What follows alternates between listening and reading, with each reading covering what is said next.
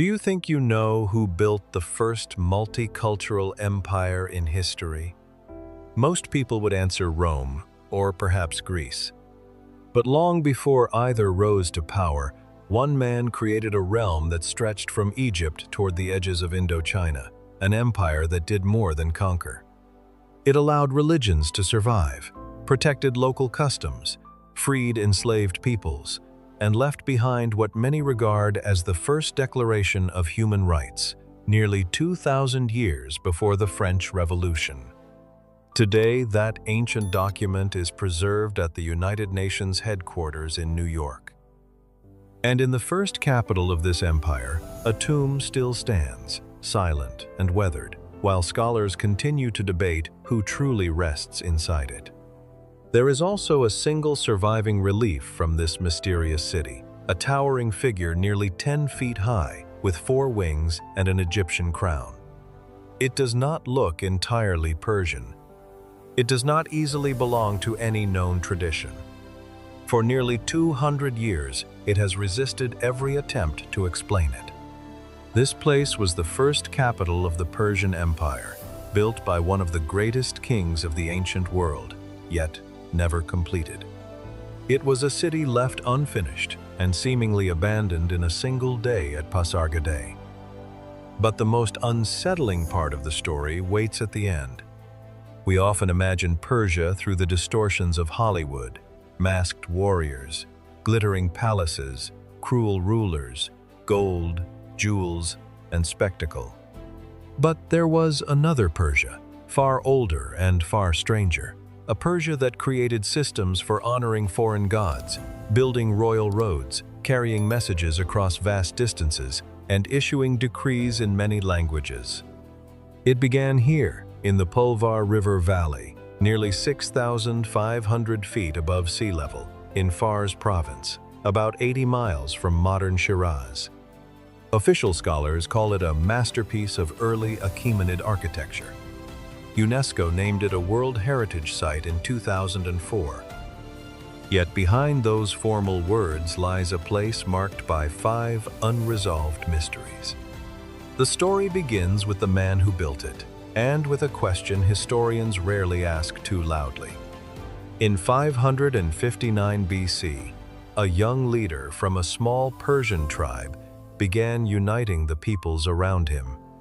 Within years, he became ruler of Persia, then Media, then Lydia, then Babylon, and eventually Egypt. Cyrus the Great built the largest empire the world had ever known in just 30 years, from the Mediterranean coast to the frontiers of India. It held 127 states and nearly 50 million people, perhaps a third of humanity.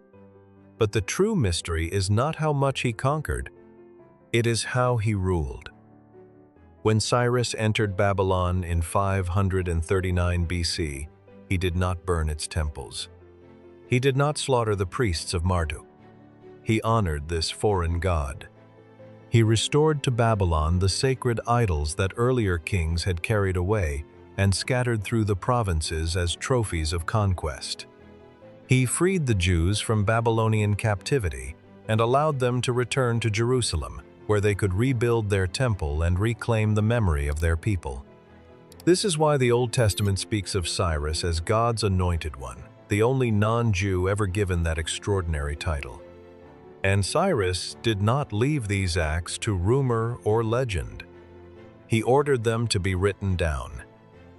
On a clay cylinder about 9 inches long, fired and set into the walls of Babylon, scribes carved his victories, his policies, and his vision in Akkadian cuneiform.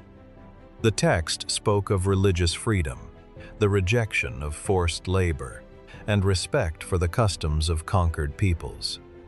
It was discovered in 1879 during excavations in Babylon. Today, the original rests in the British Museum in London, while a copy is displayed at the United Nations headquarters in New York. Historians still argue over what it truly was, a sincere declaration of human dignity or a brilliant piece of imperial propaganda. Yet one fact remains difficult to dismiss. Before Cyrus, No conqueror had left behind anything quite like it. Then this same man decided to build a capital worthy of a new kind of empire. In 546 BC, Cyrus began constructing Pasargadae, a city that would become a symbol of a changing world. Its name has been interpreted as the Garden of Fars, or by another tradition, the protective staff. Craftsmen came from across the empire to raise it from the valley floor: Iranians, Babylonians, Assyrians, Elamites, Greeks, Medes, and Lydians. It was one of history's earliest multicultural building projects, created by the same power that had learned to rule many peoples without erasing them. There would be a reception palace with 30 columns, a royal residence, a grand ceremonial hall, gardens threaded with canals and fountains, a fortress on the hill, and a mausoleum built for eternity. Cyrus was not simply creating a home. He was creating an image of authority that did not need terror to survive. He imagined a place where East and West, nomads and farmers, Zoroastrians and Babylonian priests could stand together without shame or submission. But he never finished it. In 530 BC, around the age of 70, Cyrus died. Herodotus describes his final campaign with the force of eyewitness memory, though he was born only years later. Thamyris, queen of the nomadic Pasargadae, rejected him. War followed, and after deception, capture, and suicide, her army met Persia in battle. Herodotus says most of the Persian force was destroyed, and Cyrus fell with them. Thamyris ordered that his body be found, his head cut from it, and placed into a leather bag filled with human blood. "You were thirsty for blood," she is said to have declared, "so drink your fill." Herodotus preserved those words. Yet within his own account lies a shadow that has never fully disappeared. Cyrus's body, he tells us, was later taken to Pasargadae and placed in a tomb. 2 centuries after Cyrus died, Alexander the Great saw that tomb with his own eyes when he entered the city. So the question refuses to fade. If Cyrus had truly been beheaded and desecrated in the land of the Pasargadae, how did his body come to rest in the heart of his own capital? Before we can approach that mystery, we must look at the tomb itself. Picture a barren valley encircled by mountains, and at its center, a small stone structure standing alone on the plain. 6 broad limestone steps rise upward, each one smaller than the last. Above them sits a modest chamber with a sloping roof and a single narrow doorway. Inside, the space is only about 10 feet by 6 feet. It is not the scale one expects for the greatest ruler of his age. There is no grand decoration, no royal reliefs, no parade of inscriptions. Only stone. And yet this silent block has endured for 2,500 years. It has survived so well that modern engineers regard the tomb of Cyrus as one of the earliest earthquake-resistant structures ever built. Fars province lies in a violently seismic region, shaken by countless earthquakes across the last 2 millennia. Still, the tomb remains standing, as if its builders understood the language of stone, weight, and movement in ways we are only beginning to recover. In 330 BC, when Alexander conquered Pasargadae, he personally visited the tomb. Greek writers tell us he was moved not by its splendor, but by its restraint. He sent his officer Aristobulus inside. There, according to the ancient reports, lay a golden sarcophagus covered with cloth. Beside the body were weapons, vessels, and a table with food for the dead, all in keeping with Persian royal burial customs. Outside, an inscription was said to speak directly to the passerby. "Stranger, I am Cyrus the Great. I gave the Persians their empire. I ruled Asia. Do not envy me this tomb. When Alexander returned from India years later, the tomb had been looted. In anger, he ordered the accused men executed. It was a strange reaction from a conqueror who had burned Persepolis and carried away its treasures. Yet here, before the grave of his greatest predecessor, Alexander became a guardian. Still, the deeper question remains: was Cyrus truly buried there? Some have long suspected another possibility, that his real resting place may be the so-called Cube of Zoroaster at Naqsh-e-Rustam, a few hours south, a white limestone tower rising about 40 feet high, with a small upper opening and a chamber reached only by steps. Its original purpose remains unknown. Through the centuries, people have called it many things: a fire chamber, a tomb, a ceremonial vault, yet none of these names has ever fully explained it. The cuneiform inscriptions carved onto its surface were made much later, during the Sasanian period, long after the structure itself had already become ancient. No one knows what it first contained. And back at Pasargadae, Cyrus's tomb stands nearly a mile from the ruined palace complex, separated from the center of power, as if it were meant to be seen from a distance, alone beneath the open sky.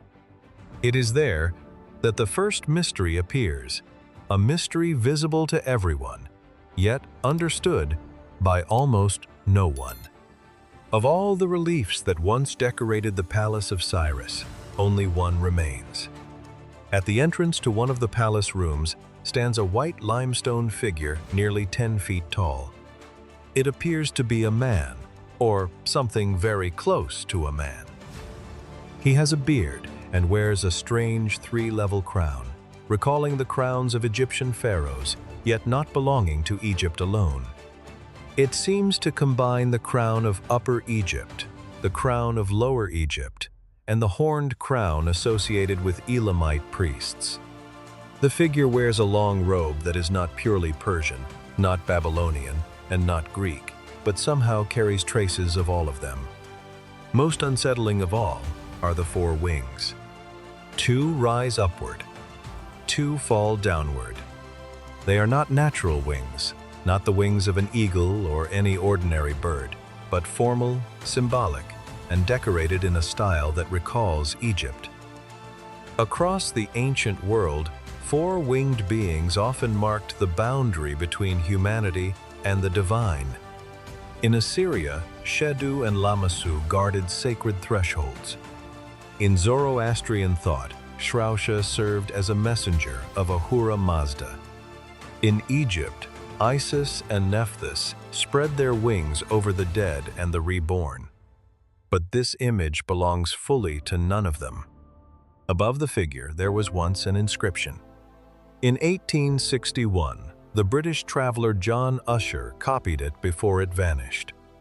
It read, "I am Cyrus, king of the Achaemenids." 15 years later, the words were gone, erased by weather, by human hands, or by some accident history no longer records. Only Usher's copy remained. Because of that inscription, many believe the relief represents Cyrus himself. Yet, historians remain careful.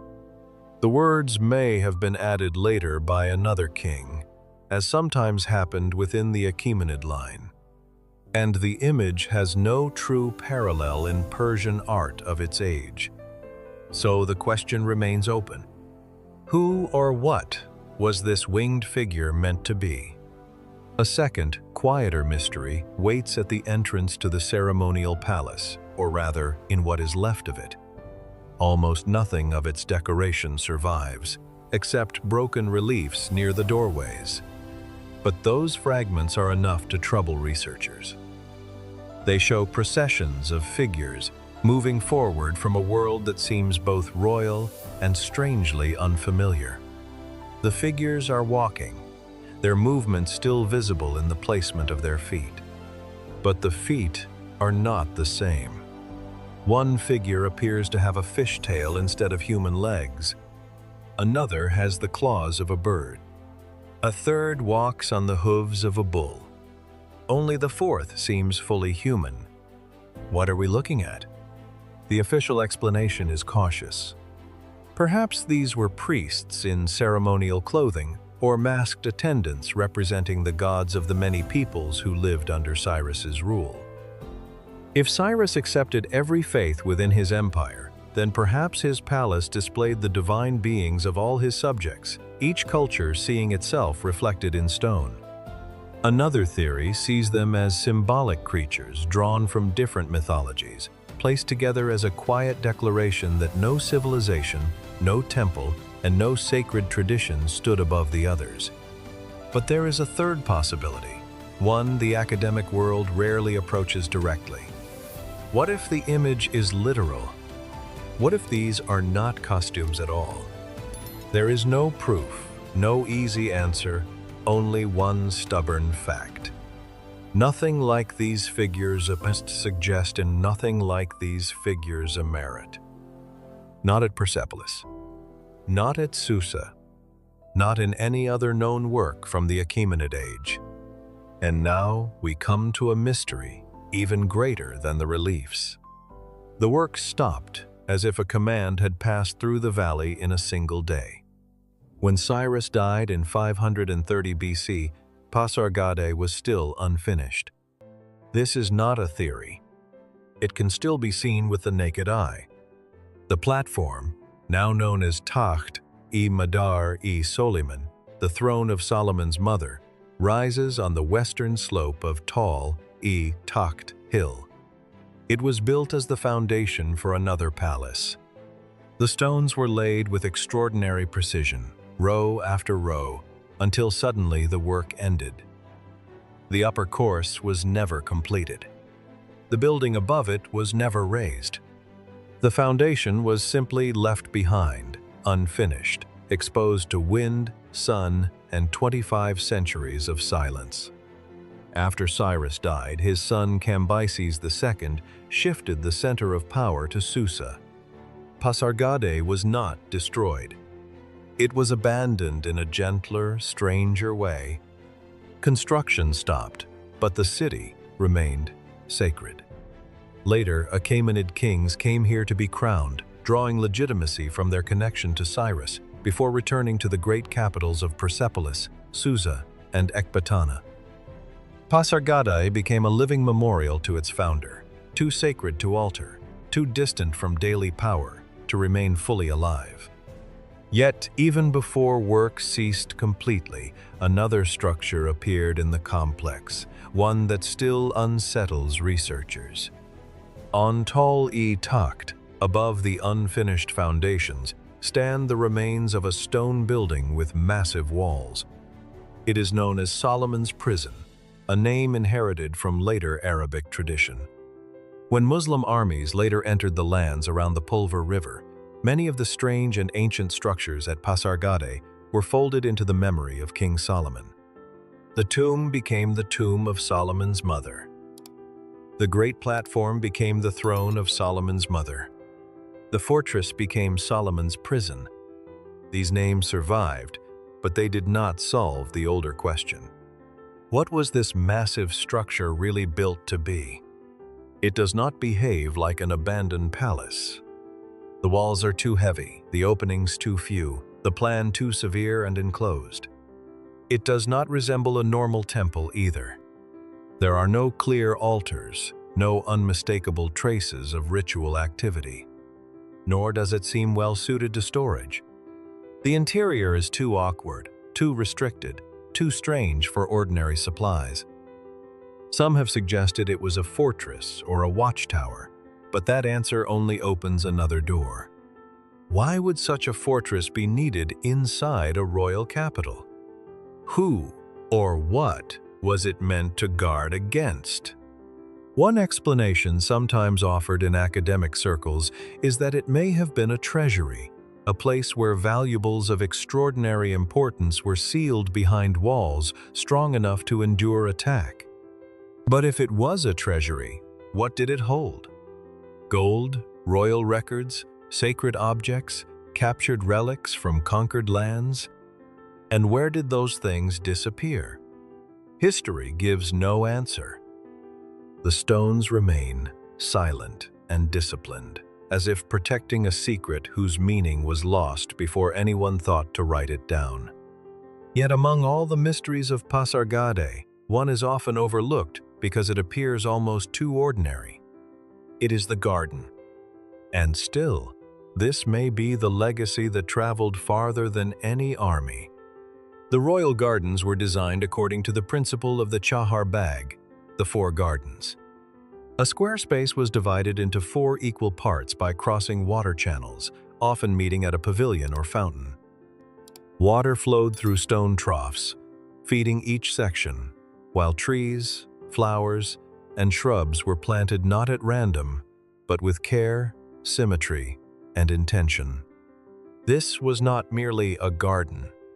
It was a vision of paradise made physical.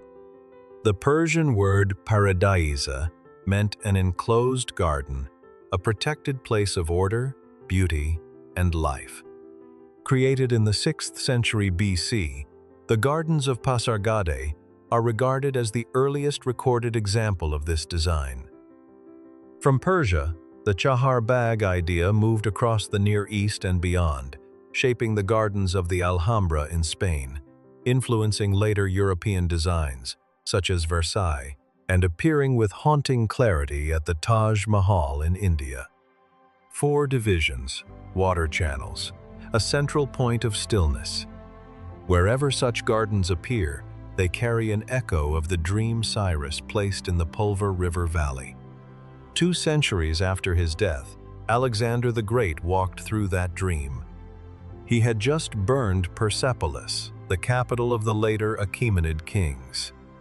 Perhaps he did it in revenge for Athens. Perhaps he meant to declare that one age had ended and another had begun. Or perhaps it was born from wine, triumph, and the dangerous madness that follows conquest. Historians still argue over the reason. Yet Pasargadae was not consumed by fire. Its gardens seem to have been left untouched. Alexander went instead to the tomb of Cyrus, entered its silence, bowed before it, and ordered guards to protect it. When he returned from India and learned that the tomb had been robbed, his response was nearly unprecedented, even for Alexander. He did not merely punish those accused, he had them executed. The conqueror who redrew the world treated the grave of a man he had never seen alive as a matter of personal honor. Why? Perhaps because Alexander did not see Cyrus as an enemy. He saw him as an heir, sees a founder, as a successor sees the first great pattern. Cyrus had imagined an empire where many peoples, gods, and languages could exist beneath one rule without being erased. Alexander wanted the same dream, but he could not hold it. His empire collapsed soon after his death, while the order Cyrus created endured for 2 centuries.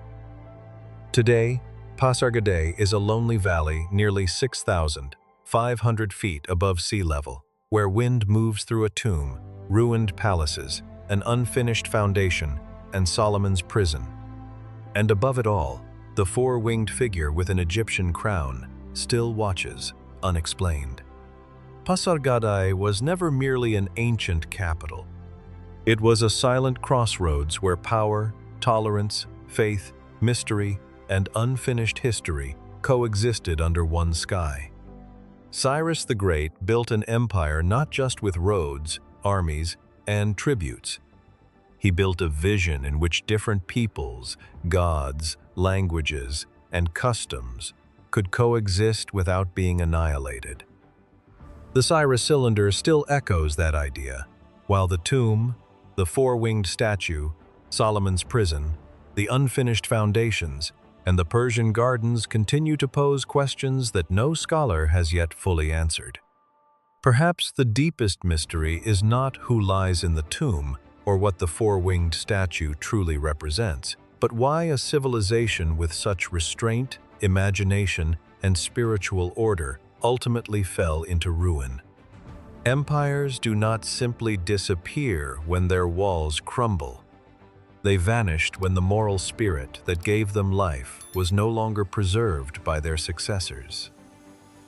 And if the gardens of Pasargadae were created to reflect paradise on earth, perhaps their ultimate lesson is true civilization begins in the human heart. Without compassion, patience, morality, and self-cultivation, even the greatest kingdoms become nothing but stone, dust, and unanswered questions. Which mystery of Pasargadae moves you the most? Cyrus's tomb, the four-winged statue, Solomon's prison, the unfinished foundations, or the gardens of paradise? Share your thoughts in the comments and subscribe to the channel to explore more hidden memories of ancient civilizations.